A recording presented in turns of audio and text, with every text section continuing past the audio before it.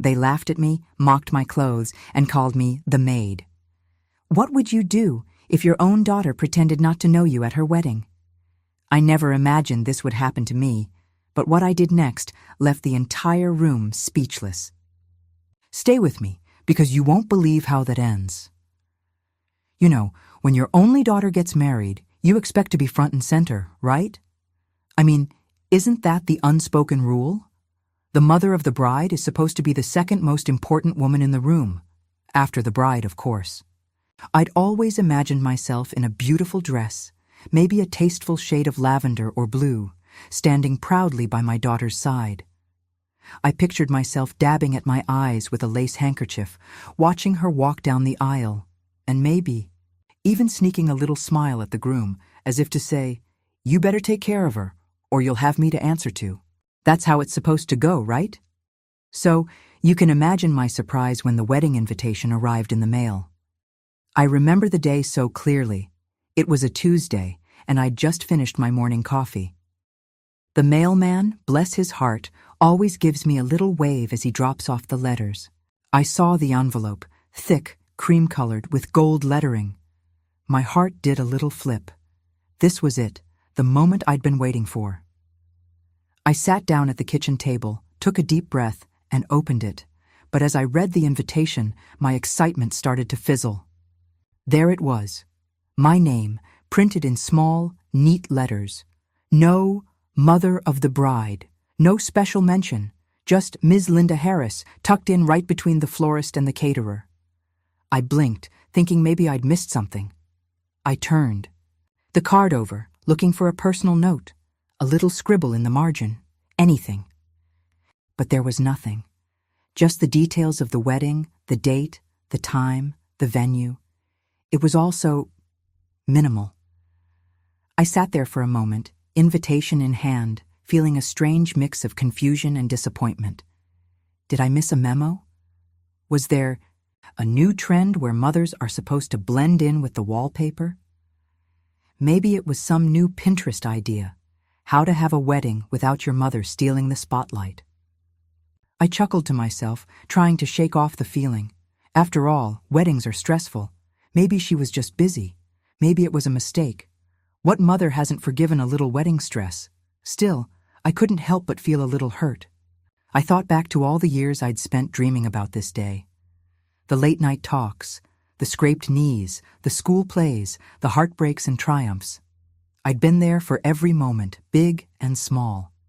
I'd always imagined that, when the time came, my daughter would want me right there with her, front and center. But now, it seemed like I was just another name on a long list of vendors. I tried to brush it off.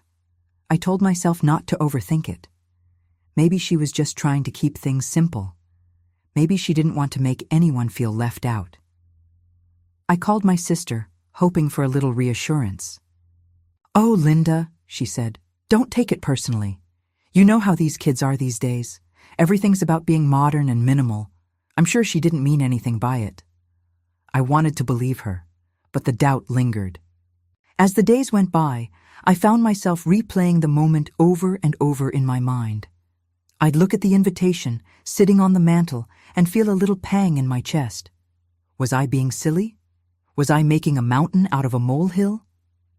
I tried to focus on the positive. My daughter was getting married. She was starting a new chapter in her life. That was what mattered, right? I started making plans. I went shopping for a dress. Nothing too flashy, but something that made me feel good. I picked out a soft blue number with a little bit of sparkle. I even bought a new pair of shoes, sensible but elegant. I told myself that no matter what, I was going to be there for my daughter. I was going to smile, hold her hand, and support her, just like I always had. But deep down, I couldn't shake the feeling that something had changed. It was like there was a distance between us, a gap I couldn't quite bridge. I thought about calling her, asking if everything was okay, but I didn't want to add to her stress. I told myself to wait, to be patient, to trust that everything would work out. As the wedding day approached, I tried to focus on the little things. I baked her favorite cookies, just like I used to when she was a little girl. I wrapped her gift with extra care, tying the ribbon in a perfect bow. I even practiced my speech, just in case she wanted me to say a few words. I wanted everything to be perfect for her, even if I wasn't sure where I fit into the picture. Looking back, I realize now that the invitation was the first sign, the first hint that this wedding wasn't going to be what I'd always imagined. But at the time, I was still holding on to hope. Hope that, when the big day came, my daughter would look at me and see not just a name on a card, but her mother, the woman who had loved her, supported her, and stood by her side through it all. Little did I know, the real shock was still to come, and nothing could have prepared me for what happened next. The morning of the wedding dawned bright and clear, the kind of day you hope for when you're planning an outdoor ceremony. I woke up early, nerves fluttering in my stomach like a flock of butterflies. I took extra care getting ready, smoothing my hair, dabbing on a little perfume, and slipping into my best blue dress. It wasn't designer, but it was my favorite. Soft, comfortable, and just dressy enough to make me feel special. I even wore the pearl earrings my mother gave me on my own wedding day, hoping they'd bring a little luck. I arrived at the venue early, wanting to soak in the atmosphere and maybe sneak a quiet moment with my daughter before the whirlwind began. The place was buzzing with activity, florists arranging bouquets, caterers bustling in and out, and the wedding planner barking orders like a drill sergeant. I took a deep breath, straightened my shoulders, and walked inside, ready to step into my role as the proud mother of the bride. But the moment I entered, I felt the temperature in the room drop. My daughter's new in-laws were clustered near the entrance, dressed to the nines in what I can only describe as country club chic. They gave me a once-over that could curdle milk. One of them, a woman with a helmet of perfectly coiffed hair, leaned over to her husband and whispered, "Is that the help?" I heard it as clear as day, and for a split second, I wondered if I'd spilled something on my dress or had lipstick on my teeth. I tried to brush it off, telling myself they must be confused. After all, I was early and maybe they didn't recognize me. But then my daughter appeared, gliding across the room in her robe, surrounded by bridesmaids. She looked beautiful, radiant, really, and for a moment my heart swelled with pride. But then she looked right through me, as if I were invisible, and said, "Oh, the maid is here. Can you make sure the flowers are set up?" "Excuse me, the maid?" I almost checked my hands for a feather duster. I laughed, thinking she was making a joke, maybe trying to lighten the mood. "Very funny, honey," I said, giving her a little wink. But she didn't smile. She just turned to her bridesmaids and started talking about her hair, leaving me standing there, feeling like I'd shown up to the wrong party. The laughter died in my throat when I noticed her new family snickering behind their hands, their eyes flicking up and down my outfit. One of the bridesmaids, a tall blonde with a voice like a squeaky door, pointed at my shoes and whispered something that made the others giggle. I felt my cheeks burn. Suddenly, I was back in high school, except this time, the mean girls were wearing pearls and sipping champagne. I tried to keep my composure, telling myself not to make a scene. I busied myself with the flowers, arranging them just so, even though it wasn't my job. Every time I passed by the in-laws, I caught snippets of their conversation, little digs about my dress, my hair, my practical shoes. "Well, at least she's useful," one of them said, not even bothering to lower her voice. I wanted to disappear, to melt into the floor and escape the humiliation. Have you ever wanted the floor to just open up and swallow you whole? Yeah, that was me. I kept reminding myself that this was my daughter's day, that I was here for her, no matter what. But it was hard, so hard, not to let their words get under my skin. I thought about all the times I'd comforted my daughter after a bad day, all the pep talks and hugs and late-night chats. I never imagined I'd be the one needing comfort at her wedding. As the guests started to arrive, I tried to blend into the background, hoping no one would notice me. I watched as my daughter laughed and posed for photos with her new family, her face glowing with happiness. I wanted to be happy for her, truly I did. But I couldn't shake the feeling that I'd been pushed aside, relegated to the role of the help. I caught her eye once, hoping for a smile, a wink, some sign that she remembered who I was. but she just looked away, her expression unreadable. The ceremony itself was beautiful. I'll give them that. The flowers were perfect, the music was lovely, and my daughter looked like a princess. But as I sat in the back row, yes, the back row, because apparently the maid doesn't get a reserved seat, I felt like a stranger at my own child's wedding. I watched as her new family beamed with pride, taking center stage in every photo, every toast, every moment. After the ceremony, during the reception, things only got worse. The in-laws made a show of introducing themselves to everyone, making sure to mention their country club memberships and vacation homes. When they introduced me, it was as Linda, she helped with the flowers. I smiled politely, biting my tongue so hard I thought I might draw blood. By the time dinner was served, I was exhausted, emotionally, physically, and spiritually. I sat at my little table, picking at my food, wondering how things had gone so wrong. Was this really my life now? Was I just the maid at my own daughter's wedding? But as I looked around the room, at the laughter and the dancing and the joy, I made a decision. I wasn't going to let them break me. I'd spent my whole life loving my daughter, supporting her, and being there for her. No amount of snickering or side-eye was going to take that away from me. Little did they know, the maid still had a few surprises up her sleeve. And before the night was over, they'd all remember exactly who I was. I let her finish. I let them all have their fun. I smiled, nodded, and even fetched a few napkins when someone spilled their wine, just like any good maid would. But inside, my heart was breaking in ways I didn't know were possible. I kept asking myself, how did we get here? Was I really just the maid now? The woman who had given birth to her, raised her, loved her through every storm, now reduced to a punchline at her own daughter's wedding. I watched as my daughter laughed with her new family, her face lit up with joy, and I wondered if she even noticed the pain in my eyes. Maybe she did, maybe she didn't. Maybe she was too caught up in the whirlwind of her new life to see the mother she was leaving behind. The humiliation was relentless. Every time I tried to join a conversation, someone would turn their back or change the subject. When the photographer called for family photos, I was told to wait over there until they were done. I stood by the wall, clutching my purse, feeling like a ghost at my own child's celebration. The in-laws made a show of ignoring me, their voices dripping with condescension whenever they did acknowledge my presence. "Linda, could you bring us some more water?"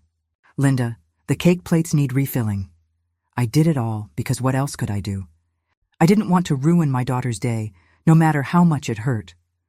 But as the night wore on, something inside me began to shift. Maybe it was the years of sacrifice, the sleepless nights spent worrying about fevers and broken hearts, the scraped knees I'd bandaged, the school projects I'd stayed up late to help finish. Maybe it was the realization that I deserved better than this. I was not just the maid. I was her mother. I was the woman who had given her everything I had, even when there was nothing left to give.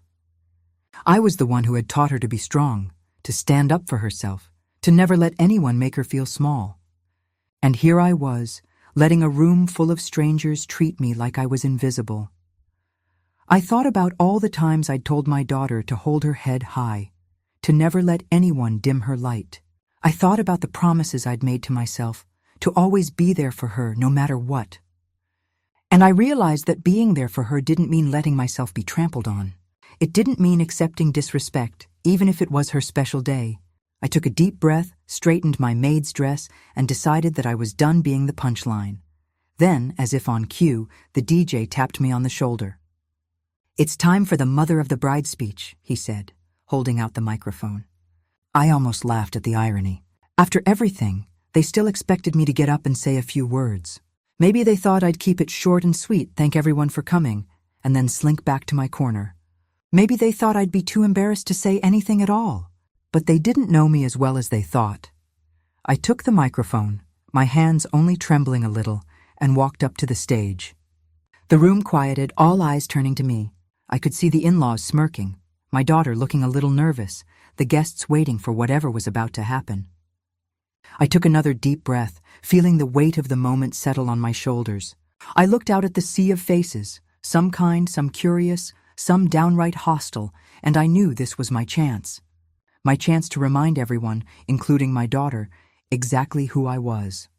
I started softly, my voice steady but full of emotion. Thank you all for being here tonight to celebrate my daughter's wedding. It's a beautiful day, and I'm grateful to see so many people who care about her. I paused, letting my words sink in. I know some of you may not know me very well. You might have thought I was just the help today, and that's okay. I've always believed in helping wherever I'm needed. A few people chuckled, unsure if I was joking. I smiled, letting the humor break the tension. But let me tell you a little secret. I'm not just the maid. I'm the woman who held her hand when she was scared, who cheered her on at every recital, who stayed up all night when she was sick. I'm the one who taught her to be kind, to be strong, to never let anyone make her feel less than she is. I looked directly at my daughter, my eyes shining with tears. I've watched you grow into a beautiful, intelligent, and independent woman. I've loved you every single day of your life, even when it was hard, even when it hurt, and I will always love you, no matter what. The room was silent now, the laughter and whispers gone. I could see the color draining from the in-laws' faces, my daughter's eyes wide with shock. I felt a surge of strength, a sense of pride I hadn't felt in years. So, if being the maid means loving you unconditionally, then I'll wear that title with pride. But I want you to remember I am your mother, and nothing, not even today, can change that. I handed the microphone back to the DJ, my head held high. For the first time that night, I felt seen. I felt heard, and I knew deep down that I had reclaimed my place, not just at the wedding, but in my own life. I stood there, microphone in hand, looking out at a sea of faces, some smug, some bored, some just waiting for the cake. The room was filled with the clinking of glasses and the low hum of conversation, but as I cleared my throat, a hush fell over the crowd. It was as if everyone sensed something was about to happen, something that didn't fit neatly into the script of a perfect wedding day. I could see my daughter's new in-laws, perched at their table like royalty, their eyes narrowed in suspicion.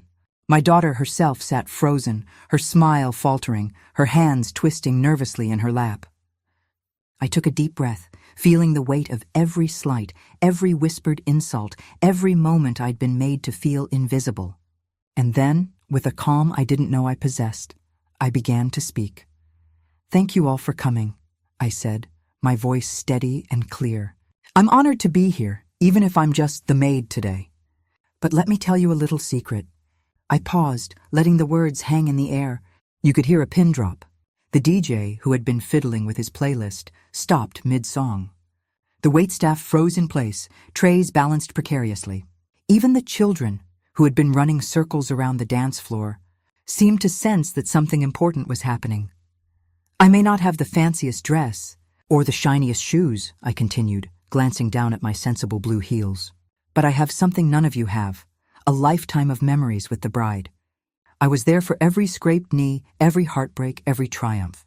I taught her to walk, to read, to stand up for herself. And today, I'm standing up for myself too." The silence in the room was deafening. I could see the color draining from my daughter's face, her eyes wide with shock. Her new family looked like they'd seen a ghost, their smug expressions replaced by something that looked suspiciously like guilt. I felt a strange sense of peace wash over me, as if I'd finally set down a burden I'd been carrying for far too long. "I know I don't fit in with the country club crowd," I said, allowing myself a small, wry smile. "I don't have a closet full of designer dresses or a summer home in the Hamptons. But I have love, I have resilience, and I have the kind of strength that comes from years of putting someone else's happiness before my own." I looked directly at my daughter, willing her to see me, not as the maid, not as the help, but as her mother. "Sweetheart, I have loved you every day of your life. I have cheered for you, cried with you, and picked you up when you fell. I have watched you grow into a woman I am so proud of, even if today you forgot who I am. And if being the maid means loving you unconditionally, then I'll wear that title with pride. But from now on, I'll only answer to Mom." A ripple went through the crowd. Some people looked away, embarrassed. Others stared at me with newfound respect. I saw a few women dabbing at their eyes, and even the DJ looked a little misty.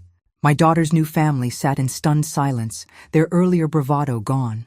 For the first time all evening, I felt truly seen. I handed the microphone back to the DJ, my hands steady, my heart lighter than it had been in years. I didn't wait for applause or approval. I didn't need it. I walked off the stage with my head held high, my blue dress swishing around my ankles, and made my way toward the exit. As I passed my daughter's table, I paused for just a moment. She looked up at me, her eyes brimming with tears, her lips trembling as if she wanted to say something. But I simply smiled, squeezed her hand, and kept walking. Outside, the night air was cool and refreshing. I took a deep breath, filling my lungs with the scent of blooming roses and freshly cut grass. For the first time all day, I felt free. Free from the expectations, the judgments, the need to please everyone but myself. I realized that I had spent so much of my life trying to be everything for everyone. Mother, friend, confidant, even the maid, that I had forgotten to stand up for myself. But tonight I had reclaimed my voice. I had reminded everyone, including myself, that I was more than just a supporting character in someone else's story. As I walked to my car, I heard footsteps behind me. I turned to see a few guests hurrying to catch up, their faces full of apology and admiration. One woman, a friend of the groom's mother, hugged me tightly and whispered, "You were magnificent. I wish I had your courage." Another guest pressed a tissue into my hand and said, "Thank you for saying what so many of us feel, but are too afraid to admit." I smiled, feeling a warmth spread through me. Maybe I hadn't been the star of the show, but I had stolen the spotlight in my own way. I drove home that night with a sense of peace, knowing that I had finally stood up for myself, that I had shown my daughter and everyone else what true strength looks like. And as I slipped off my blue dress and climbed into bed, I realized that sometimes the most important moments in life aren't the ones we plan, but the ones where we find the courage to speak our truth. I drifted off to sleep with a smile on my face, knowing that I would always be Mom, and that was more than enough. If you enjoyed this story, don't forget to subscribe for more real-life tales, laughter, and a little bit of sass. Because we're not just mothers, we're warriors. And sometimes, the best revenge is living your truth with a smile. Subscribe now, and let's keep lifting each other up.